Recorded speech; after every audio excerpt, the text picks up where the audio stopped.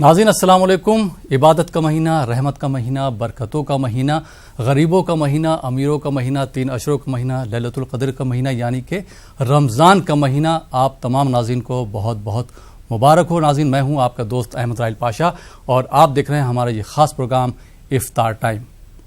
افطار ٹائم میں آپ کا خیر مقدم ہے اور یہ ایک ایسا پروگرام ہے جس میں آپ رمضان سے متعلق کوئی بھی سوال کر سکتے ہیں۔ آج ہمارے اسٹوڈیو میں 2 مہمانان جو ہیں موجود ہیں۔ پہلے مہمان کا میں تعارف کرا دوں۔ پہلے ہمارے مہمان ہیں مفتی سید صادق محی الدین صاحب جو آپ کے سوالوں کے جوابات دیں گے، اور ہمارے دوسرے مہمان ہیں جو آپ کی فرمائش پر آپ تک حمد اور نعت کا نذرانہ پیش کریں گے، سید عمران مصطفیٰ حسینی صاحب۔ آپ دونوں حضرات کا خیر مقدم ہمارے اسٹوڈیو میں۔ جزاک اللہ، جزاک اللہ، کرمک اللہ۔ اور میں چاہوں گا عمران صاحب کہ اس پروگرام کی شروعات ایک حمد باری تعالیٰ سے کی جائے۔ حاضر ہے حاضر ہے حاضر ہے ہم، حاضر ہے حاضر ہے حاضر ہے ہم، لبیک اللہم لبیک لبیک لبیک اللہم لبیک لبیک لا شریک لک لبیک ان الحمد والنعمت ان الحمد والنعمت لک والملک لا شریک لک۔ حاضر ہے حاضر ہے حاضر ہے ہم، حاضر ہے حاضر ہے حاضر ہے ہم، لائق حمد و ثنا تیرے سوا کوئی نہیں، سننے والا عاصیوں کی التجا کوئی نہیں، ہاں ڈوبتوں کو جو بنا دے نا خدا کوئی نہیں، ہاں جھولیاں بھرنے جو سن کر مدعا کوئی نہیں، ہاں سوا تیرے سوا تیرے سوا کوئی نہیں، ہاں سوا تیرے سوا تیرے سوا کوئی نہیں، تمنا کر رکھنا اے خدا بندہ برم، حاضر ہے حاضر ہے حاضر ہے ہم، حاضر ہے حاضر ہے حاضر ہے ہم، حاضر ہے حاضر ہے حاضر ہے ہم، حاضر ہے ماشاء اللہ۔ حاضر ہے سبحان اللہ سبحان اللہ، بہت خوب عمران صاحب، بہت بہت شکریہ۔ اور مفتی صاحب اور میں چاہوں گا کہ آپ ہمارے ناظرین کو بتائیے کہ پہلے عشرے کی اہمیت کیا ہے۔ بسم اللہ الرحمن الرحیم، نحمدہ ونصلی ونسلم علی رسولہ الکریم، اما بعد۔ ناظرین گرامی، السلام علیکم ورحمۃ اللہ وبرکاتہ۔ رمضان المبارک کی مبارک ساعتیں سارے عالم انسانیت کو مبارک۔ اللہ سبحانہ و تعالیٰ نے ایک بہت بڑا انعام ہم سب پر فرمایا ہے، وہ یہ ہے کہ رمضان کا مبارک مہینہ اللہ تعالیٰ نے ہم کو نصیب فرمایا۔ اس مبارک مہینے کے 3 عشرے ہیں، حدیث پاک میں وارد ہے، اولہ رحمہ واوسطہ مغفرہ وآخرہ عتق من النار۔ اس کا پہلا عشرہ رحمتوں والا مہینہ ہے، رحمتوں والا عشرہ ہے۔ احادیث پاک میں آتا ہے جب رمضان المبارک کی ابتدائی ساعتیں شروع ہو جاتی ہیں، جیسے ہی 29 یا 30 کا چاند غروب ہو جاتا ہے، آفتاب غروب ہو جاتا ہے اور رات شروع ہو جاتی ہے، تو پہلے ہی لمحے سے اللہ سبحانہ و تعالیٰ کی رحمتوں کا نزول شروع ہو جاتا ہے۔ ناظرین گرامی، حدیث پاک میں آتا ہے، فتحت ابواب الجنہ وغلقت ابواب النیران۔ اللہ تعالیٰ رمضان کی مبارک ساعتوں کے استقبال میں जन्नत के दरवाज़े पूरे के पूरे खोल देते हैं, दोज़ख के दरवाज़े बंद कर दिए जाते हैं। वो सुलसिलती शयातीन वल जिन, और फिर जितने शयातीन और जिन हैं, वो मरदतुल जिन भी आया है, सरकश शयातीन और जिन, ये सब के सब क़ैद कर दिए जाते हैं। तो ज़ाहिर है ये पहला अशरा है जो रहमतों वाला अशरा है, रहमतों के नुज़ूल का अशरा है। और रहमतों का अशरा उनके हक़ में रहमतों वाला अशरा बनता है जिन्होंने रमज़ान से पहले ही ताइब होकर इस्तग़फ़ार करके अपनी पिछली ज़िंदगी पर नदामत के आंसू बहा कर जिन्होंने सच्चे दिल से रमज़ान मुबारक का इस्तक़बाल किया है, उनके हक़ में रमज़ान की पहली सातों ही के साथ ही रहमतों का नुज़ूल शुरू हो जाता है। हम सबको चाहिए कि रमज़ान की मुबारक सातें शुरू हो चुकी हैं, सच्चे दिल से तौबा व इस्तग़फ़ार करके रमज़ान मुबारक का इस्तक़बाल करें और रोज़े रखने का एहतमाम करें, ताकि रमज़ान मुबारक के पहले अशरे ही से हम अल्लाह ताला की रहमतों के मुस्तहक़ बन जाएँ। जी बहुत बहुत शुक्रिया मुफ्ती साहब। और जैसा कि आपने कहा कि सबको रोज़ा रखना चाहिए, तो मैं चाहूँगा कि कितने साल की उम्र का बच्चा जो है रोज़ा रख सकता है, कब उसको हो जाता है? इस्लाम के जितने अहकाम हैं, ज़ाहिर है उसके मुकल्लफ़ वो लोग हैं जो आक़िल हैं, बालिग़ हैं। पहले तो मुसलमान हैं, फिर आक़िल हैं, बालिग़ हैं, वो सारे अहकाम इस्लाम के मुकल्लफ़ हैं। जब एक इंसान मुसलमान हो, आक़िल व बालिग़ हो जाए तो उस पर रोज़ा फ़र्ज़ हो जाता है। लेकिन चूँकि सैयदना मुहम्मद रसूलुल्लाह सल्लल्लाहु अलैहि वसल्लम ने बच्चों को भी इबादत की तलक़ीन करने की हिदायत फरमाई है, और आप सल्लल्लाहु अलैहि वसल्लम ने हिदायत फरमाई है कि बच्चे जब 7 साल के हो जाते हैं तो फिर उनसे नमाज़ पढ़वाएँ, और जब 10 साल के हो जाएँ और नमाज अदा न करें तो फिर उनकी तादीब भी करें। ज़ाहिर है इसी पर क़ियास करके कहा जा सकता है कि बच्चे जब 7 साल के हो जाते हैं तो उनको रोज़ा रखने की तरग़ीब तशवीक़ दिलाई जाए। जब 10 साल के हो जाएं तो फिर ज़रा एहतमाम के साथ उनको रोज़ा रखने का पाबंद किया जाए। वैसे ये अहकाम के मुकल्लफ़ गो के नहीं हैं, लेकिन अगर इनको रोज़ा रखा जाए और बच्चे रोज़ा रखते हैं तो इसका अजर सवाब बच्चों के नाम आमाल में भी लिखा जाता है, और वालिदैन के नाम आमाल में भी उसका अजर सवाब अल्लाह ताला दर्ज फरमा देते हैं। जी मुफ्ती साहब, अगर जैसे बच्चे रोज़ा रखते हैं और बीच में अगर तबीयत ख़राब हो जाती है किसी बच्चे की, तो उस वक्त क्या जा सकता है? क्योंकि अगर ऐसे में डॉक्टर अगर बोलता है कि रोज़ा तोड़ दिया जाए तो उस सूरत में ये तो बच्चा ही है, इस पर रोज़ा फ़र्ज़ नहीं है। जी। लेकिन अगर कोई बालिग़ मर्द है और औरत है, रोज़ा उस पर फ़र्ज़ है, दौरान रोज़ा तबीयत ख़राब हो जाए और डॉक्टर ये मशवरा दे कि रोज़ा तोड़ देना ज़रूरी है वरना आपकी सेहत को ख़तरा लाहिक़ है, तब तो ऐसा शख्स भी रोज़ा तोड़ सकता है। इसमें शरअन कोई उसके लिए हर्ज की बात नहीं है। ज़ाहिर है जब बालिग़ आदमी जो मुकल्लफ़ है अहकाम का, वो उज़्र और मजबूरी की सूरत में रोज़ा तोड़ सकता है, तो उस पर सिवाय क़ज़ा के और कोई चीज़ लाजिम नहीं आती। अब बच्चे अगर बेचैन हो जाए, मुस्तरिब हो जाएं और रोज़ा तोड़ना पड़े तो बच्चे रोज़ा तोड़ते हैं तो शरीयत का कोई हुक्म उन पर लागू नहीं होता, ना उन पर उसकी क़ज़ा वाजिब होती है। वो रोज़ा रख सकते हैं, रोज़ा रखते हुए अगर तकलीफ़ महसूस करें तो रोज़ा तोड़ भी सकते हैं। मुफ्ती साहब, क़ै का भी अक्सर जिक्र आता है कि अगर जैसे रोज़े में क़ै हो जाए तो ऐसी सूरत में क्या किया जाए? सैयदना मुहम्मद रसूलुल्लाह सल्लल्लाहु अलैहि वसल्लम का इरशाद पाक है कि अल इफ्तारु मिम्मा दखला, रोज़ा टूटता है उन चीज़ों से जो अंदर दाखिल की जाती हैं, और वो चीज़ें वलैसा मिम्मा खरजा, और वो चीज़ें जिसकी वजह से जो अशिया जो अंदर से खारिज होती हैं उनकी बुनियाद पर रोज़ा नहीं टूटता।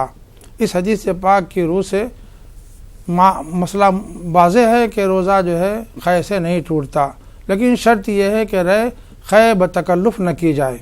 अगर अंदर से ख़ुद ख़ै आ जाए, चाहे वो कम हो कि ज़्यादा हो, कलील व कसीर की बहस नहीं है, उससे रोज़ा नहीं टूटेगा। अलबत्ता अगर किसी ने अमदन इरादतन क़ै की है तो क़ै करने की सूरत में चूँकि क़ै करने वाले का फ़ेल इसमें शामिल हो जाता है, तो अगर वो मुँह भर कर हो तो उसका रोज़ा टूट जाएगा, और मुँह भर से कम हो तो उसका रोज़ा नहीं टूटेगा। जी मुफ्ती साहब, बेसिक चूँकि आज हमारा पहला एपिसोड है इस प्रोग्राम का, तो मैं चाहूँगा बेसिक इन्फॉर्मेशन जो है, बेसिक जानकारी हमारे नाज़रीन तक पहुँच जाए।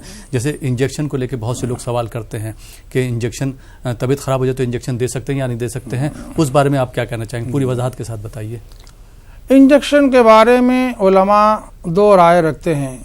चूँकि इंजेक्शन सैयदना मुहम्मद रसूलुल्लाह सल्लल्लाहु अलैहि वसल्लम के अहद पाक में नहीं था, और न अहद सहाबा और अहद ताबईन रिज़वानुल्लाहि अलैहिम अजमईन में इसका कोई वजूद था। ये चूँकि बात की नौ पैदा शय है, ज़ाहिर है बाज़ अहकाम ऐसे हैं कि جس سے روزہ ٹوٹنے نہ ٹوٹنے پر قیاس کیا جا سکتا ہے۔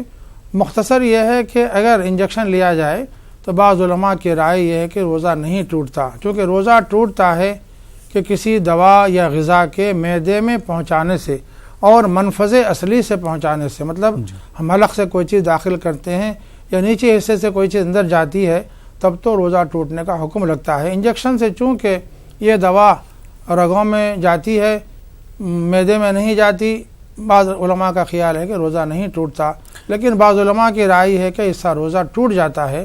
اس اختلاف کو پیش نظر رکھا جائے تو محتاط قول یہ ہے کہ روزے کی حالت میں انجیکشن لینے سے گریز کیا جائے، اور انجیکشن لینا ناگزیر ہو تو پھر افطار میں یا پھر سحر میں انجیکشن لیا جا سکتا ہے۔ اور پھر یہ بھی ہے کہ اگر اتنی صحت خراب ہو چکی ہے کہ انجیکشن لینے کی نوبت آ گئی ہے تو شریعت نے رخصت دی ہے، اجازت دی ہے، روزہ چھوڑ سکتے ہیں، ان پر صرف آگے چل کر کبھی اس کی قضا لازم ہوگی، کفارہ ان پر واجب نہیں ہوگا۔ جیسے مثال کے طور پہ انجیکشن طاقت کا اگر انجیکشن لے لیا یا گلوکوز چڑھایا تو اس صورت میں جو ہے میں سمجھتا ہوں روزہ جو ہے ٹوٹ جائے گا۔ اب ظاہر ہے گلوکوز جو چڑھایا جاتا ہے اور خون جو چڑھایا جاتا ہے یہ رگوں میں چڑھایا جاتا ہے، اور رگوں میں جو دوران خون کی وجہ سے ایک امکان یہ بھی ہے کہ وہ معدے میں پہنچ جائے، تو چونکہ روزے کے اندر غذا سے پانی سے روکا جاتا ہے، اسی لیے ایسی چیزیں جو متبادل بنتی ہیں غذا کی وہ بھی منع ہونی چاہیے۔ گو کے بعض علماء نے موجودہ دور کے اجازت ضرور دی ہے، لیکن یہ احتیاط کے خلاف ہے۔ ہم کو چاہیے کہ روزے کی حالت میں خون چڑھانے سے بھی گریز کریں اور پھر گلوکوز لینے سے بھی احتیاط کریں۔ جی مفتی صاحب، جیسے جب اذان ہوتی ہے تو مرد حضرات تو افطار کر کے مساجد میں چلے جاتے ہیں، یا کچھ لوگ جو ہے مسجد میں افطار کرتے ہیں، خواتین جو ہیں خود افطار تیار کرتی ہیں، اس کے بعد سرو کرتی ہیں، تو ان کے لیے نماز کا وقت کب تک رہتا ہے، خاص کر کے خواتین کے لیے؟ پہلی بات تو یہ ہے کہ خواتین کو چاہیے کہ افطار کا پہلے سے انتظام کر لیں، اور افطاری صرف کرنے میں وقت لگتا ہو تو ظاہر ہے اس سے بھی اس موقع پر گریز کریں، افطاری سامنے رکھ دی جائے، لوگ اپنے حسب مرضی روزہ کھول لیں، افطار کر لیں، یہ بہتر صورت ہے، اور فوری نماز ادا کر لی جائے۔ جیسے مرد حضرات اذان کے بعد نماز پڑھنے کا اہتمام کرتے ہیں، خواتین کو بھی چاہیے کہ وہ نماز مغرب پڑھ لیں۔ ہاں یہ بات ضرور ہے کہ نماز مغرب کا وقت تقریباً 1 گھنٹے کے قریب رہتا ہے۔ اگر روزے کے موقع پر افطار کے وقت کچھ تاخیر ہوتی ہے نماز مغرب کے پڑھنے میں مردوں سے یا خواتین سے، تو اس میں شرعاً کوئی حرج نہیں ہے۔ جی بہت بہت شکریہ مفتی صاحب۔ اور ناظرین، جیسا کہ میں نے بتایا کہ ہمارے ساتھ جو ہے نعت خواں عمران مصطفیٰ حسینی صاحب بھی موجود ہے، تو میں ان سے درخواست کروں گا کہ ایک نعت جو ہے وہ اور ناظرین کے لیے پیش کریں۔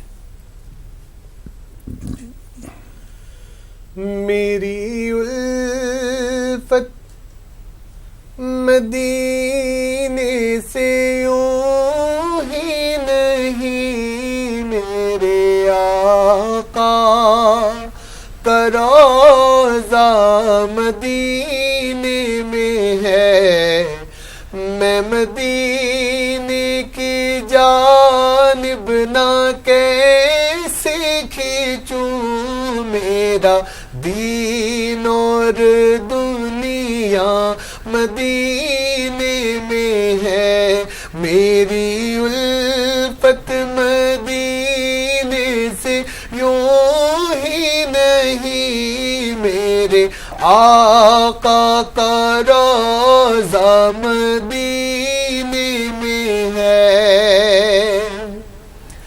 عرش اعظم پہ جس کی بڑی شان ہے، روضہ مصطفیٰ جس کی پہچان ہے، روضہ مصطفیٰ جس کی پہچان ہے، اور جس کا ہم پلہ کوئی محلہ نہیں، جس کا ہم پلہ کوئی محلہ نہیں، ایک ایسا محلہ مدینے میں ہے، جس کا ہم پلہ کوئی محلہ نہیں، ایک ایسا محلہ اللہ مدینے میں ہے. پھر مجھے موت کا کوئی قطرہ نہ ہو، موت کیا زندگی کی بھی پرواہ نہ ہو، موت کیا زندگی کی بھی پرواہ نہ ہو. کاش سرکار ایک بار مجھ سے کہے آ تیرا جینا مرنا مدینے میں ہے. کاش سرکار ایک بار مجھ سے کہے آ تیرا جینا مرنا مدینے میں ہے. میں مدینے کی جانب نہ کیسے کھینچوں میرا دین اور دنیا مدینے میں ہے. اور مفتی صاحب میں تراویح کے حوالے سے ایک سوال کرنا چاہوں گا کہ تراویح میں جو قرآن پاک سنا جاتا ہے اس کی کیا اہمیت ہے یا کیا فضیلت ہے، اس پر بھی آپ روشنی ڈالیے. قرآن پاک رمضان کی مبارک ساعتوں میں نازل ہوا ہے. قرآن پاک میں ارشاد ہے شہر رمضان الذی انزل فیہ القرآن. پھر رمضان پاک میں بھی خاص طور پر شب قدر میں اس کے نزول کی بات قرآن پاک میں بتائی گئی ہے. انا انزلناہ فی لیلۃ القدر. چونکہ اس مبارک مہینے کو قرآن پاک سے خصوصی مناسبت ہے، اسی مناسبت سے رمضان المبارک کی مبارک راتوں میں سیدنا جبریل علیہ السلام حضور انور سید عالم صلی اللہ علیہ وسلم کی بارگاہ قدس میں حاضر ہوتے اور قرآن پاک سناتے، اور سیدنا محمد رسول اللہ صلی اللہ علیہ وسلم سماعت فرماتے، اور پھر سیدنا محمد رسول اللہ صلی اللہ علیہ وسلم قرآن پاک کی تلاوت فرماتے، اور پھر جبریل امین علیہ السلام سماعت کرتے. اور پھر آپ صلی اللہ علیہ وسلم نے رمضان کی مبارک ساعتوں میں کچھ دنوں کے لیے تراویح کا اہتمام بھی فرمایا ہے. ویسے کتاب و سنت کی روشنی میں احادیث پاک کی روشنی میں جو بات فقہاء کرام نے بیان فرمائی ہے وہ یہ ہے کہ رمضان المبارک میں تراویح کی نماز کا ادا کرنا سنت موقدہ ہے. یہ مردوں پر بھی سنت موقدہ ہے اور خواتین پر بھی سنت موقدہ ہے. فرق یہ ہے کہ مردوں کو مسجد کی جماعت میں شریک ہو کر نماز ادا کرنا باعث فضیلت ہے، اور پھر مساجد میں تراویح کی جماعت کا اہتمام سنت کفایہ ہے. اس لیے مردوں کو خاص طور پر اس میں ضرور شریک ہونا چاہیے. خواتین کے لیے افضل یہی ہے کہ اپنے گھروں میں نماز ادا کریں. اب ایک بات یہ ہے کہ احادیث پاک کی روشنی سے جو بات مستفاد ہے وہ یہی ہے کہ پورے رمضان پاک میں نماز تراویح کا ادا کرنا سنت موقدہ ہے، اور پورے رمضان پاک میں تراویح میں ایک مرتبہ قرآن پاک کا سننا بھی یہ سنت ہے. اس کا دونوں سنتوں کا اہتمام ضروری ہے. اسی لیے ہم نماز تراویح میں قرآن پاک سنتے ہیں. قرآن پاک نماز میں تلاوت کیا جائے، نماز پاک کی تلاوت میں نماز قرآن پاک کی نماز میں سماعت کی جائے، یہ بہت زیادہ افضل عمل ہے. اس لیے رمضان المبارک میں تراویح کا اہتمام ہوتا ہے اور اس میں قرآن پاک کی تلاوت کی جاتی ہے. جی بہت بہت شکریہ مفتی صاحب. اکثر جیسے رمضان کے دوران دیکھا گیا کہ جب لوگ مساجد میں تراویح پڑھنے کے لیے جاتے ہیں تو کسی کی 4 رکعت نماز نکل جاتی، کسی کی 2 رکعت، کسی کی 8 رکعت، اس طرح سے. تو جب نماز پڑھنے کے لیے جاتے ہیں تو پہلے نماز فرض پڑھنا ضروری ہے یا اس کے بعد تراویح پڑھیں، پھر کیسے کریں تو وہ ترتیب بتا دیجیے. ظاہر ہے عشاء کی نماز فرض ہے اور تراویح کی نماز سنت موقدہ ہے. اسی لیے ترتیب کے اعتبار سے پہلے عشاء کی نماز ادا کی جائے، اگرچہ کہ دونوں کا وقت ایک ہی ہے. دونوں کا وقت جہاں سے عشاء کی نماز کا وقت شروع ہوتا ہے وہیں سے تراویح کی نماز کا وقت بھی شروع ہوتا ہے، لیکن تراویح چونکہ سنت موقدہ ہے اور پھر عشاء کی نماز فرض ہے، اسی لیے پہلے فرض ادا کی جائے گی، پھر اس کے بعد جو عشاء کی سنتیں وہ ادا کی جائیں گی. وطر کو مؤخر کیا جائے گا، رمضان میں تراویح کے بعد پڑھا جائے گا۔ البتہ سنت مؤکدہ ہم ادا نہیں کر سکیں گے فرض ادا کیے بغیر، اس لیے اگر کچھ لوگ مسجد میں تاخیر سے پہنچتے ہیں اور جماعت میں ان کو شرکت نہیں ہوئی ہے اور تراویح کی نماز شروع ہو چکی ہو تو ان کے لیے ضروری ہے کہ پہلے فرض نماز ادا کر لیں، پھر تراویح کی جماعت میں شرکت کریں۔ جی، اور مفتی صاحب جیسے 8 رکعت نماز تراویح چھوٹ گئی، جیسے بھی آپ نے فرمایا، تو وہ وطر پڑھنے کے بعد بقایا کی جو تراویح پڑھے گا یا پھر وہ کیسے پڑھے گا وہ بھی بتا دیجیے۔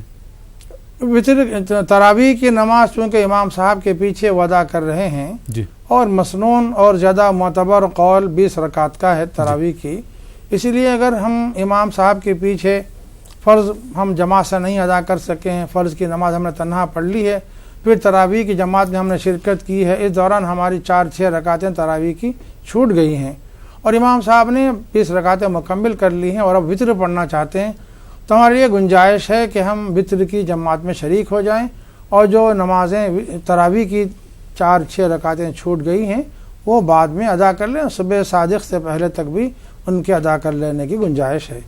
جی، بہت بہت شکریہ مفتی صاحب۔ اور یہ زکوٰۃ کے حوالے سے میں بات کرنا چاہوں گا کہ زکوٰۃ کن لوگوں پر فرض ہے اور کن لوگوں کو دی جا سکتی وہ بھی بتا دیجیے۔ زکوٰۃ ان پر فرض ہے جو صاحب نصاب ہیں، یعنی جن کے پاس سونا اور چاندی ہو، نصاب سے زائد سونا اور چاندی ہو یا اتنا سرمایہ ان کے پاس ہو اور وہ صاحب نصاب ہو جائیں، خواہ وہ تاجر ہوں کہ مال تجارت بھی ان کا نصاب سے زائد ہو اور اس پر سال گزر جاتا ہے تو ان پر زکوٰۃ واجب ہو جاتی ہے۔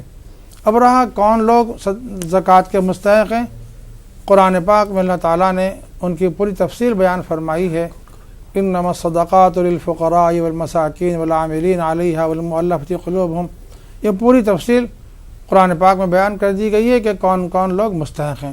ان سارے مستحقین کو اگر جوڑ لیا جائے تو اس کا خلاصہ یہی نکلتا ہے، احتیاج، غربت، تنگ دستی، اگر کسی کے اندر یہ بات پائی جاتی ہے، خواہ وہ مقیم ہو کہ مسافر ہو یا مجاہد ہو یا یہ کہ اور کوئی ہو، طالب علم ہو، جو بھی ہو، بہرحال وہ اگر احتیاج رکھتا ہے، وہ نصاب کا مالک نہیں ہے، نہ سونے کا نصاب اس کے پاس ہے، نہ چاندی کا نصاب اس کے پاس ہے، نہ کوئی مال تجارت اس کے پاس ہے، ظاہر ہے ایسے تمام افراد کو زکوٰۃ دی جا سکتی ہے۔ البتہ زکوٰۃ دینے کے سلسلے میں اور چند باتوں کو ملحوظ خاطر رکھا جانا ضروری ہے، وہ یہ ہے کہ سادات کرام کو زکوٰۃ نہ دی جائے، ان کو اور دیگر مال سے ان کی مدد کی جائے۔ اسی طرح اولاد اپنے والدین کو زکوٰۃ نہیں دے سکتی اور والدین اپنے اولاد کو زکوٰۃ نہیں دے سکتے، اور یہ قاعدہ بیان کیا گیا ہے کہ اصول کو زکوٰۃ دینا درست نہیں ہے، جائز نہیں ہے، یعنی ماں باپ، دادا دادی، نانا نانی، اور اس طرح فروع یعنی بیٹا بیٹی، پوتا پوتی، نواسا نواسی، ان کو بھی زکوٰۃ دینا جائز نہیں ہے۔ اس کے علاوہ دیگر سارے رشتہ داروں کو بشرطے کہ مستحق زکوٰۃ ہوں زکوٰۃ دی جا سکتی ہے۔ جی، بہت بہت شکریہ مفتی صاحب، اور میں عمران صاحب سے درخواست کروں گا کہ ہمارے ناظرین کے لیے ایک بار پھر سے ایک نعت پیش کریں۔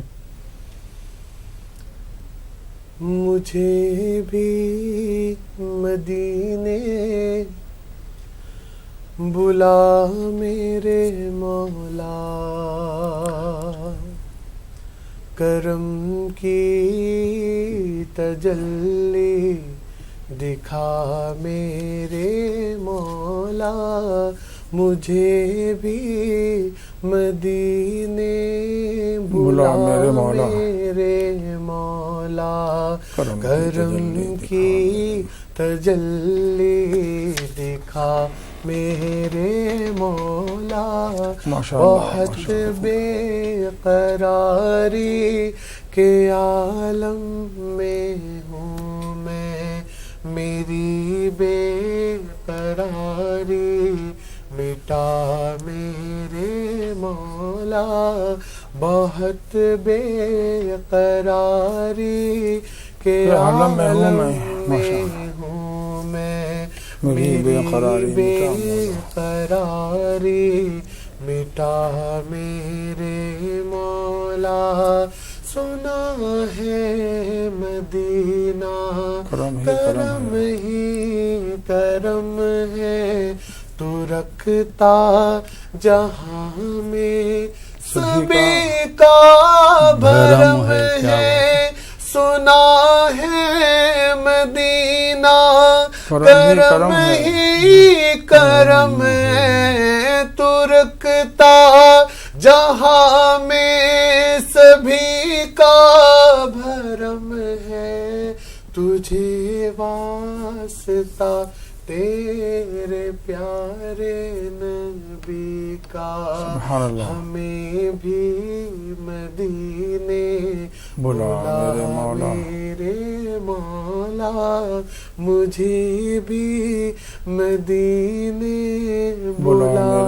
میرے مولا، کرم کی تجلی دکھا میرے مولا، بہت بے قراری کے عالم میں ہوں میں، میری بے قراری مٹا میرے مولا۔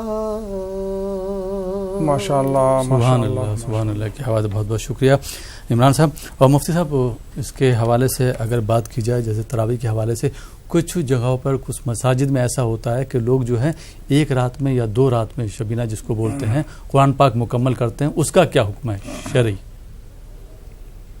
اللہ سبحانہ و تعالیٰ کا ارشاد پاک ہے، اعوذ باللہ من الشیطان الرجیم، بات ہوئی نہیں۔ ورتل القرآن ترتیلا، قرآن پاک کو ترتیل کے ساتھ تلاوت کرنے کی ہدایت دی جا رہی ہے۔ اور الذین آتیناہم الکتاب یتلونہ حق تلاوتہ، جن کو اللہ تعالیٰ کتاب عطا فرماتے ہیں وہ اس کی تلاوت ایسے کرتے ہیں جیسے کہ تلاوت کرنے کا حق ہے۔ عام طور پر ایک رات میں جہاں قرآن پاک کی تلاوت ہوتی ہے اس میں ترتیل کا اہتمام باقی نہیں رکھا جا سکتا، لوگ خشوع اور خضوع بھی ان کے اندر محسوس نہیں کرتے۔ عام طور پر ایسی کوتاہیاں دیکھی جاتی ہیں جو مسجد کے احترام کے بھی منافی ہوتی ہیں اور قرآن کے پاک کے بھی احترام کے منافی ہوتی ہیں، اس لیے اس سے گریز کرنا چاہیے، بچنا چاہیے۔ ویسے اللہ تعالیٰ کا ارشاد پاک ہے، بسم اللہ الرحمن الرحیم، طٰہٰ ما انزلنا علیک القرآن لتشقیٰ، اے نبی صلی اللہ علیہ وسلم، ہم نے آپ پر قرآن پاک اس لیے نازل نہیں کیا ہے کہ آپ مشقت میں پڑ جائیں۔ تو ظاہر ہے قرآن پاک کی تلاوت ایسی کی جائے کہ جس کا سمجھنا اور جن حروف کی ادائیگی کا پوری طرح سے ادا کرنا مشکل ہو جائے، ویسی تلاوت کا فائدہ مند نہیں ہے، سود مند نہیں ہے، بلکہ حدیث پاک میں آتا ہے غبۃ للقرآن والقرآن یلعنہ، بہت سے لوگ قرآن پاک کی تلاوت ایسی کرتے ہیں کہ تلاوت کرنے کی وجہ سے ان پر رحمت نازل ہونے کے بجائے اللہ تعالیٰ کا ناراضگی ان پر آتی ہے۔ تو ظاہر ہے ہم کو ایسی چیزوں سے احتیاط کرنا چاہیے۔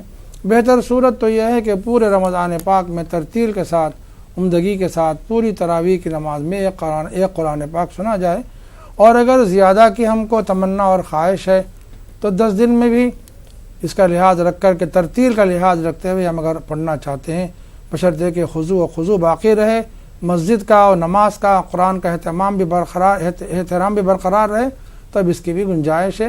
اور 10 دن سے زیادہ 3 دن میں بھی اگر ہم چاہتے ہیں تو اس کی بھی گنجائش نکل سکتی ہے، لیکن بس وہی شرط ہے کہ تلاوت کرنے والے پورے ترتیل کے ساتھ تلاوت کریں اور سننے والے پورے خشوع اور خضوع کے ساتھ جماعت میں شریک ہو کر نماز ادا کریں۔ مفتی صاحب، جیسے 20 دن میں یا 21 دن میں تراویح لوگ مکمل کر لیتے ہیں، اس کے بعد جیسے قرآن پاک سن لیتے پورا، پھر تراویح نہیں پڑھتے ہیں، تو ایسے لوگوں کے لیے کیا حکم ہے؟ وہ یہ سمجھتے کہ قرآن پاک میں نے سن لیا، ایک قرآن پاک مکمل ہو گیا، اب تراویح نہیں پڑھنا ہے۔ ان کو شاید غلط فہمی ہو گئی ہے کہ صرف قرآن پاک کا نماز میں سن لینا کافی ہے۔ دونوں باتیں ہم کو ملحوظ رکھنی چاہیے۔ ایک تو یہ کہ پورے رمضان پاک میں تراویح کی نماز کا پڑھنا، 20 رکعت کا ادا کرنا، یہ مستقل سنت مؤکدہ ہے، اور پورے رمضان پاک میں نماز تراویح میں کم سے کم ایک قرآن پاک کا سننا بھی سنت ہے۔ تو ظاہر 2 سنتیں الگ الگ ہیں۔ کسی نے اگر 21 دن میں، 10 دن میں یا 12 دن میں ایک تراویح کی نماز میں قرآن پاک سن لیا ہے تو ظاہر ہے اس نے ایک قرآن پاک سننے کی فضیلت ضرور حاصل کر لی ہے، لیکن وہ سنت جو اسے ادا کرنی ہے تراویح کی، وہ تو پورے رمضان پاک سے متعلق ہے، وہ سنت اس سے معاف نہیں ہو سکتی، اور اگر ہم بلا وجہ کے ترک کرتے ہیں تو ظاہر ہے بڑی اس میں محرومی ہے۔ جی بہت بہت شکریہ مفتی صاحب. اور ناظرین پروگرام کو آگے بڑھاتے ہیں, شامل کرتے ہیں اس پروگرام کے پہلے کالر کو. دیکھتے ہیں یہ کالر کہاں سے, ان کا کیا سوال ہے. جی السلام علیکم. السلام علیکم. وعلیکم السلام. جی محترمہ کہاں سے بات کر رہی ہیں آپ؟ جی میں کشمیر سے بول رہی ہوں. جی سوال پوچھیے. جی مجھے مولانا صاحب سے پوچھنا تھا کہ روزے کے دوران اگر بلڈ ٹیسٹ کیا جائے, راگ میں سے خون نکالا جائے, کیا اس سے روزہ ٹوٹ جائے گا؟ روزے کے دوران اگر خون نکالا جائے جسم میں سے؟ جی ٹیسٹ کے لیے, جیسے تھائرائڈ ٹیسٹ کرنا ہوتا ہے اس کے لیے خون نکالتے ہیں, اس سے روزہ ٹوٹتا ہے. ٹھیک. اور کوئی سوال آپ کا؟ جی نہیں, بس ایک. بہت بہت شکریہ کال کرنے کے لیے. آئیے ناظرین ایک اور کالر کو شامل کرتے ہیں. جی السلام علیکم. السلام علیکم. جی مفتی صاحب جو کشمیر سے بہن نے سوال کیا تھا, میں نے ابھی حدیث پاک سنائی جی. تھی, سیدنا محمد رسول اللہ صلی اللہ علیہ وسلم کا ارشاد پاک ہے, انما الافطار مما دخلا, یعنی وہ چیزیں جو انسان بطور غذا کے, دوا کے استعمال کرتا ہے یا دوسری چیزیں جسم کے اندر داخل کرنے سے روزہ ٹوٹتا ہے. ولیس مما خرجا, اور کسی چیز کے خروج سے, بدن کسی چیز سے نکل جانے سے یا نکالنے سے روزہ نہیں ٹوٹتا. اگر ہم معائنے کے لیے خون نکالتے ہیں یا ضرورت دائی ہے کسی اور کو خون دینے کی اور ہم اپنے جسم سے خون دیتے ہیں تو پھر اس سے روزہ نہیں ٹوٹتا. البتہ بکثرت خون دیا جائے روزے کی حالت میں جس سے روزے دار کو تکلیف ہو, نقصان کا اور حرج کا اندیشہ ہو, تو اس سے احتیاط برتنی چاہیے. یہ کراہت سے خالی نہیں ہے, لیکن بہرحال مختصر سا خون لیا جائے معائنے کے لیے تو اس میں کوئی حرج کی بات نہیں, اس سے روزہ نہیں ٹوٹتا. جی. اور مفتی صاحب جیسے لوگ بولتے ہیں کہ پیسٹ نہیں کرنا چاہیے, اگر کوئی پیسٹ کرتا ہے برش سے تو کیا ایسے میں روزہ ٹوٹ جاتا ہے یا صرف مسواک کرنا ہی ضروری ہے رمضان کے دوران میں؟ بات دراصل یہ ہے کہ حلق کے اندر کوئی چیز نہیں جانی چاہیے. جی. اور جب ہم پیسٹ کرتے ہیں برش پر لگا کر تو وہ ہمارے دہن میں پیدا ہونے والے لعاب سے مل کر خطرہ اس بات کا شدید ہو جاتا ہے کہ وہ ہمارے حلق کے نیچے اتر جائے. جی جی. اسی لیے روزے میں خطرے کا اور فساد کا اندیشہ ہے, اس لیے اس سے منع کیا جاتا ہے. لیکن اگر کسی نے اتنی احتیاط سے برش کیا ہے پیسٹ لگا کر جی. کہ اس کا رتی برابر بھی ذرہ کوئی حلق کے نیچے اترنے نہیں دیا ہے, فوری اس نے کلی کر لی ہے, جی, تو اس سے روزہ نہیں ٹوٹے گا. جی بہت بہت شکریہ مفتی صاحب. آئیے ناظرین ایک اور کالر کو شامل کرتے ہیں. جی السلام علیکم. السلام علیکم. وعلیکم السلام. جی بھائی کہاں سے بات کر رہے ہیں؟ مولانا صاحب جی گزارش ہے کہ ہم کو یہ سوال پوچھنا ہے. جی سوال پوچھیے. ہم کو یہ مطلب کچھ بیماری کی وجہ سے آپریشن کیا ہے پیر کو, ہم کیا یہ تراویح نہیں پڑھ سکتے ہیں؟ کیا پوچھنا چاہ رہے ہیں سوال؟ آپ کی آواز سمجھ میں نہیں آ رہی. یہ ہے کہ ہم تراویح نہیں پڑھ سکتے ہیں. جی کچھ مطلب جی. السلام علیکم. ہاں وعلیکم السلام. آواز آ رہی. جی سوال پوچھیے. سوال یہ ہے کہ ہم کو تراویح چھوٹ جاتا ہے یا ہم قضا تراویح پڑھ سکتے ہیں؟ ٹھیک, بہت بہت شکریہ کال کرنے کے لیے. جی مفتی صاحب کیا جواب دینا چاہیں گے؟ قضا تراویح کے بارے میں تھا کہ قضا تراویح پڑھ سکتے نہیں پڑھ سکتے ہیں؟ جس دن آپ کو نماز تراویح پڑھنی ہے, مثال کے طور پر آج پہلی رمضان المبارک ہے اور دوسری تراویح ہے, آج رات میں آپ اگر جماعت سے عشاء کی نماز کے بعد تراویح ادا نہیں کر سکے ہیں تو آپ کو تمام رات یعنی فجر کی نماز کا وقت شروع ہونے سے پہلے یعنی صبح صادق سے پہلے تک تراویح کی نماز پڑھنے کی شرعاً اجازت ہے. لیکن اگر آپ نے یہ وقت بھی گزار دیا, عشاء کے بعد بھی آپ نے تراویح کی نماز نہیں ادا کی اور پھر اس رات میں صبح صادق ہو گئی تب بھی آپ نے اس سے پہلے تک تراویح کی نماز ادا نہیں کی ہے, تب تراویح کی قضا نہیں ہے. جی مفتی صاحب جیسے خواتین اگر با جماعت تراویح پڑھنا چاہیے, نماز پڑھنا چاہ رہی ہیں اور جیسے اس میں عالمہ بھی ہیں, تو کیا ایسی صورت میں خواتین جماعت بنا سکتی ہیں؟ اجازت ہے؟ خواتین ہی کی جماعت اگر کہیں ہو رہی ہو, پہلی بات تو یہ کہ اس پر جماعت کا اطلاق نہیں ہوتا. جی. جماعت کہتے ہی ایسی جماعت کو جس میں مرد حضرات کی شمولیت بھی ہو اور خواتین پیچھے نماز پڑھ رہی ہوں اور مرد امامت کر رہا ہو, تو یہ اس کو جماعت کہا جاتا ہے. اب رہا خواتین اگر کہیں جمع ہو جاتی ہیں اور خواتین ہی میں سے کوئی ایک خاتون امامت کرتی ہیں تو اس پر اول تو جماعت کا اطلاق نہیں ہوتا, ایک فضیلت ضرور حاصل ہو جاتی ہے. اس میں کچھ شرائط ہیں. پہلی شرط تو یہ ہے کہ جہاں ہم जमात से नमाज़ पढ़ रहे हैं, ख़वातीन का ऐसा अहतमाम हो रहा है, उसमें ऐलान नहीं किया जाना चाहिए लोग ख़वातीन को जमा करने के लिए। वैसे कुछ ख़वातीन जमा हो गई हों तो इस तरह जुड़ कर वो नमाज़ अदा कर सकती हैं।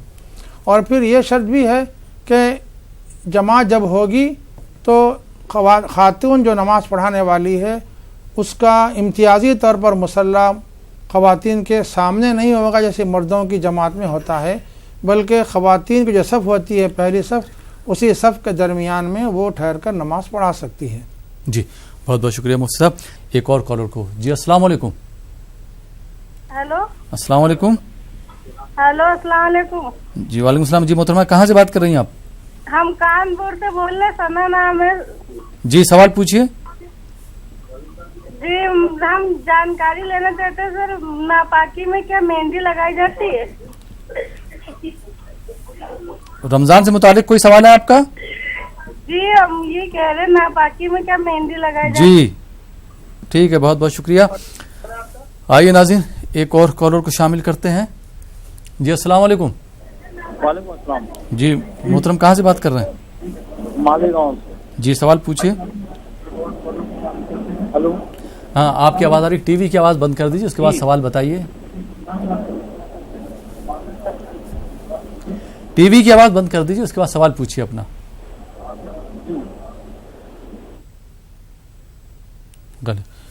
गालिबन कॉल ड्रॉप हो गया।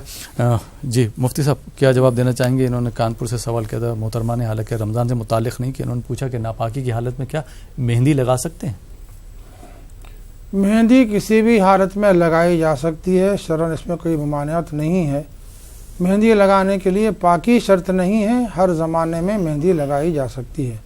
जी बहुत बहुत शुक्रिया। और अब मैं इमरान मुस्तफ़ा साहब से दरख्वास्त करूँगा कि हमारे नाज़रीन के लिए एक और नात पेश करें।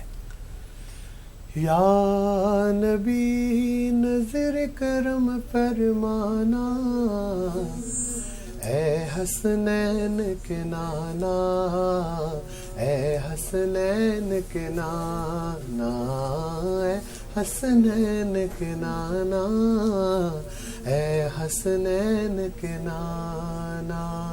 ज़हरा पाक के सदके हम सबको भी मदीने बुलाना, ए हसनैन के नाना, ए हसनैन के नाना, ए हसनैन के नाना, ए हसनैन के नाना। सज गई है रमज़ान की महफिल, क्या है खूब नज़ारा। सज गई है रमज़ान की महफिल, क्या है खूब नज़ारा। कैफो मस्ती में डूबा है देखो आलम सारा। ढूंढ रही है आपकी रहमत बख्शिश का बहाना, ए हसनैन के नाना, ए हसनैन के नाना, ए हसनैन के नाना, ए हसनैन के नाना। बेसाया है लेकिन वो तो बेसाया है, लेकिन वो तो अर्श से आगे गया है। अर्श मुअल्ला बना मुहल्ला, दीद को रब ने बुलाया। हश्र तलक न होगा किसी का ऐसा ना जाना, ए हसनैन के नाना, ए हसनैन के नाना, ए हसनैन के नाना, ए हसनैन के नाना। दे दो आपकी, दे दो आपकी आल का सदका, ए ज़हरा के बाबा। दे दो सुरमई आँख का सदका, ए ज़हरा के बाबा। शेर खुदा का دے دو تارا شیر خدا کا دے دو تارا اے حسنین کے نانا اے حسنین کے نانا اے حسنین کے نانا اے حسنین کے نانا اے حسنین کے نانا یا نبی نظر کرم فرمانا یا نبی نظر کرم فرمانا اے حسنین کے نانا اے حسنین کے نانا نسبت کا فیضان ہے دیکھو خادم غوث جلی ہو کرتا ہے مجھ پہ ناز زمانہ میں اوصاف علی ہو نسبت کا فیضان ہے دیکھو خادم غوث جلی ہو کرتا ہے مجھ پہ ناز زمانہ میں اوصاف علی ہو آپ کی آل کے در کا سگوں سائل پرانا اے حسنین کے نانا اے حسنین کے نانا اے حسنین کے نانا اے حسنین کے نانا. بہت خوب بہت خوب، بہت بہت شکریہ عمران صاحب. اور آئیے ناظرین کچھ اور کالر کو شامل کرتے ہیں اس پروگرام میں، دیکھتے ہیں یہ کالر کہاں سے، ان کے کیا سوالات ہیں. جی السلام علیکم. السلام علیکم. وعلیکم السلام. خیریت صاحب؟ جی الحمدللہ. جی محترمہ کہاں سے بات کر رہی ہیں آپ؟ میں پٹنچیرو سے بات کر رہی ہوں، نسا بات کر رہی ہوں. جی سوال پوچھیے. میرے کو کمر میں ہڈی اوپر آ گئی بول کے بولے صاحب ڈاکٹر صاحب، روزے نہ رہنے کے لیے بولے، تو وہ میں آپ کو پوچھنے کے لیے کری ریسٹ 4 مہینے ریسٹ لو بول کے بولے، اس لیے پوچھنے کے لیے کری میں روزہ رہ سکتی کیا نہیں بول کے. ڈاکٹر نے روزہ رکھنے کے لیے منع کیا؟ ہاں منع کیا، اس لیے میں مول صاحب سے پوچھوں گی بول کے پوچھ رہی مول صاحب آپ کو. ٹھیک ہے، بہت بہت شکریہ کال کرنے کے لیے. آئیے ناظرین ایک اور کالر کو شامل کرتے ہیں. جی السلام علیکم. وعلیکم السلام. السلام علیکم. وعلیکم السلام. جی محترمہ کہاں سے بات کر رہی ہیں؟ کرناٹک سے بات کر رہے ہیں. کرناٹک سے بات کر رہی ہیں، سوال پوچھیے. روزے کی حالت میں برش کرے تو چلتا ہے مولانا؟ ابھی اس کا جواب دیا جا چکا ہے، اگر وقت رہا تو انشاءاللہ پھر اس کا جواب لے لیں گے. بہت بہت شکریہ. جی مفتی صاحب کیا جواب دینا چاہیں گے؟ حیدرآباد سے سوال کیا تھا پٹنچیرو سے کہ کمر کی جو ہڈی ہوتی ہے وہ اوپر تھوڑی سی سرک گئی ہے، ڈاکٹر صاحب نے روزے رکھنے کے لیے منع کیا ہے. اللہ سبحانہ و تعالیٰ نے قرآن پاک میں جہاں روزے کی فرضیت کا ذکر فرمایا ہے، وہیں اس بات کا بھی ذکر ملتا ہے قرآن پاک میں فَمَنْ كَانَ مِنْكُمْ مَرِيضًا أَوْ عَلَى سَفَرٍ فَعِدَّةٌ مِّنْ أَيَّامٍ أُخَرَ. تم میں جو لوگ بیمار ہیں یا مسافر ہیں وہ اگر روزہ چھوڑتے ہیں تو ان کو چھوڑنے کی گنجائش ہے، اجازت ہے. البتہ فَعِدَّةٌ مِّنْ أَيَّامٍ أُخَرَ، بعد میں کبھی ان کو اس کی قضا کرنا ضروری ہے کہ ان روزوں کی وہ گنتی کر لیں. چونکہ آپ اس وقت مریضہ ہیں، بیمار ہیں اور آپ کو شدید تکلیف ہے، ڈاکٹر نے بھی آپ کو منع کر دیا ہے، اس لیے آپ کے لیے اجازت ہے کہ آپ روزہ چھوڑ سکتی ہیں.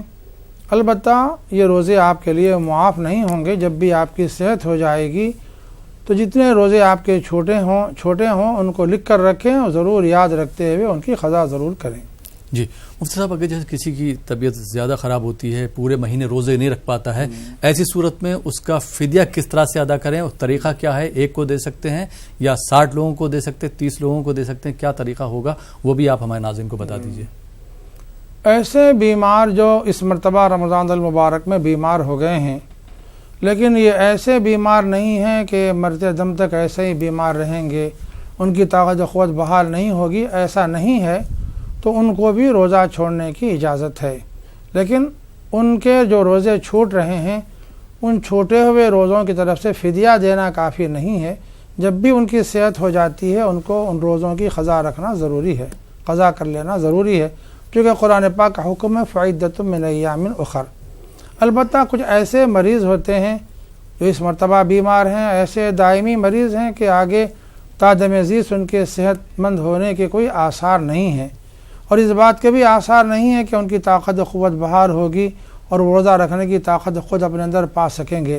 ایسے معذور و مجبور ہیں تو ان کے لیے رخصت اور اجازت ہے کہ وہ روزہ چھوڑ بھی سکتے ہیں، اور چونکہ وہ آئندہ قضا کرنے کے امکانات ان کے موہوم ہے، اسی لیے ان کو ہر روزے کے بدلے میں فدیہ دینے کی اجازت ہے، فدیہ دے سکتے ہیں، ان کو فدیہ دینا چاہیے۔ فدیہ کیا ہے؟ ایک مسکین کو 2 مرتبہ کھانا کھلایا جائے، ایک روزے کے بدلے میں ایک افطار اور سحر میں کسی ایک مسکین کو کھانا کھلا دیا جائے۔ اور اگر کھانا کھلانے کے اسباب نہ ہوں تو کم سے کم صدقہ فطر کی مقدار 1 گیہوں ایک محتاج اور مسکین کو دے دیا جائے۔ ایسا نہیں ہو سکتا کہ ایک کے مطلب صدقہ فطر کی جو مقدار گیہوں ہے 2 میں تقسیم کیا جائے، ایسا درست نہیں ہے، ایک ہی کو دیا جائے۔ البتہ دے سکتے ہیں کتنا وہ اختلاف اقوال کی بنیاد پر بہرحال احتیاطاً 1.5 کلو دے دیا جائے، احتیاطاً 1.5 کلو گیہوں یا 1.5 کلو آٹا اگر ایک روزے کے بدلے میں دے دیا جاتا ہے، ان کے لیے جو روزہ رکھنے کی استطاعت تادم عزیز نہیں رکھ سکتے ہیں ان کے لیے اس کی گنجائش ہے۔ البتہ اگر کئی روزوں کا فدیہ ملا کر ایک شخص کو دیا جا سکتا ہے، لیکن ایک فدیہ کئی لوگوں میں تقسیم نہیں کیا جا سکتا۔ جیسے آپ نے فرمایا کہ مطلب 1.5 کلو گیہوں دیا جا سکتا ہے، تو اگر جیسے مثال کے طور پہ 1 مہینے روزہ نہیں رکھ پاتے ہیں تو اس طرح سے 45 کلو گیہوں جو ہے کسی ایک کو دیا جا سکتا ہے۔ دیا جا سکتا ہے۔ بہت بہت شکریہ مفتی صاحب۔ آئیے ناظرین ایک اور کالر کو شامل کرتے ہیں۔ جی السلام علیکم۔ السلام علیکم۔ السلام علیکم۔ وعلیکم السلام۔ جی محترمہ کہاں سے بات کر رہی ہیں آپ؟ جی میں عادل آباد ڈسٹرکٹ تلنگانہ جے پور سے بول رہی ہوں۔ جی سوال پوچھیے۔ جی میرے کو پوچھنا تھا، میرے 2 بچے ٹوینس ہیں، 11 سال کے ہو گئے، ابھی 4 سال سے کنٹینیو روزہ رکھتے تھے۔ ابھی میرے ایک لڑکا بول رہا ہے حلق کے میرے کو چیسٹ میں پین ہو رہا ہے بول رہا ہے، آج ہی فرسٹ ٹائم۔ جی ہاں، اور ایک سوال پوچھنا تھا، میری لڑکی کا وہ بولتی ہے میرے ناک میں وضو کرتے سمے پانی چلا جاتا ہے، اس سے روزہ ٹوٹتا ہے کیا، وضو ٹوٹتا ہے کیا، پوچھنا چاہیے۔ ٹھیک ہے، بہت بہت شکریہ کال کرنے کے لیے۔ جی مفتی صاحب، آپ نے جن بچوں کا ذکر کیا ہے وہ ابھی نابالغ ہیں۔ جی الحمدللہ بڑی خوشی کی بات ہے کہ آپ کے دونوں بچے 2-3 سال سے روزہ رکھ رہے ہیں پابندی کے ساتھ۔ اس مرتبہ آج بھی انہوں نے پہلا روزہ رکھ لیا ہے، ان میں سے ایک بچے کو تکلیف محسوس ہو رہی ہے تو ضرور وہ روزہ توڑ سکتے ہیں، ان کے لیے بالکل اجازت ہے۔ ان کے روزہ توڑنے سے ان پر اس کی قضا بھی شرعاً واجب نہیں ہوگی۔ جی اور آپ کی صاحبزادی کا ایک مسئلہ انہوں نے بیان کیا، ناک میں وضو کا پانی چلے جاتا ہے۔ ناک میں وضو کا پانی چلا جائے تو حرج کی بات نہیں ہے، اگر وہ ناک سے پانی اتنی تیزی سے لیا جائے کہ وہ حلق میں چلا جاتا ہے تو روزہ ٹوٹ جاتا ہے۔ اب بچے ہیں، روزہ ٹوٹ جائے تو کوئی حرج نہیں ہے۔ بالغ حضرات اس طرح کا عمل کرتے ہیں تو روزہ ٹوٹتا ہے تو ان پر کفارہ تو واجب نہیں ہوتا، البتہ اس روزے کی قضا رکھنا ان پر واجب ہے، کیونکہ بچی ہے، احتیاط نہیں کر سکی ہو اور پانی اس نے لے لیا ہے اور حلق میں چلا گیا ہے تو انشاءاللہ اللہ تعالیٰ ان کو ضرور اجر و ثواب دیں گے، ان کا روزہ بھی انشاءاللہ ہو جائے گا چونکہ وہ احکام کے مکلف نہیں ہیں۔ جی بہت بہت شکریہ مفتی صاحب۔ کرناٹک سے بہن نے سوال کیا تھا کہ روزے میں برش کر سکتے ہیں یا نہیں کر سکتے، حالانکہ اس سے پہلے آپ نے جواب دیا تھا لیکن شاید غالباً انہوں نے ابھی ٹی وی آن کیا ہے، تو کیا جواب دینا؟ بغیر پیسٹ کے برش کرنا تو بالکل درست ہے۔ جی البتہ اگر برش پر پیسٹ لگایا جائے تو اتنی احتیاط کی جائے کہ اس کے ذرات حلق میں نہ جائیں، آپ کے لعاب میں شامل ہو کر حلق میں نہ جائیں، تب تو آپ کے لیے اجازت ہے، لیکن اس میں امکان بہت زیادہ اس بات کا ہے کہ ہم احتیاط نہیں کر سکیں گے۔ لعاب دہن ایسا ہوتا ہے کہ وہ ہمارے ارادے و اختیار کے بغیر بھی اندر چلا جاتا ہے، اس لیے احتیاط اسی میں ہے کہ آپ سادہ برش کر لیں اور پیسٹ ہرگز استعمال نہ کریں۔ دوسری بات یہ ہے کہ روزے کی حالت میں مسواک کر لیں۔ جی مسواک باعث فضیلت ہے، سیدنا محمد رسول اللہ صلی اللہ علیہ وسلم کا مستقل معمول رہا ہے، اور مسواک ایسی سنت ہے کہ موجودہ سائنس نے بھی اس کی افادیت تسلیم کی ہے کہ دہن کے امراض کے لیے اور بطن کے امراض کے لیے بھی مسواک کا استعمال بہت زیادہ مجرب ہے۔ تو الحمدللہ سنت کی نیت سے مسواک کریں گے تو دہن کی پاکی بھی حاصل ہوگی، الحمدللہ اس کی بنیاد پر صحت تندرستی بھی بنی رہے گی۔ تو اس لیے روزوں کی حالت میں خاص طور سے بجائے برش اور پیسٹ کے مسواک کا کثرت سے اہتمام کرنا چاہیے. جی بہت بہت شکریہ مفتی صاحب، آپ ہمارے اسٹوڈیو میں تشریف لائے. عمران صاحب آپ کو بھی بہت بہت شکریہ کہ آپ نے ہمارے ناظرین کی فرمائش پر حمد اور نعت کا نذرانہ پیش کیا. بہت بہت شکریہ.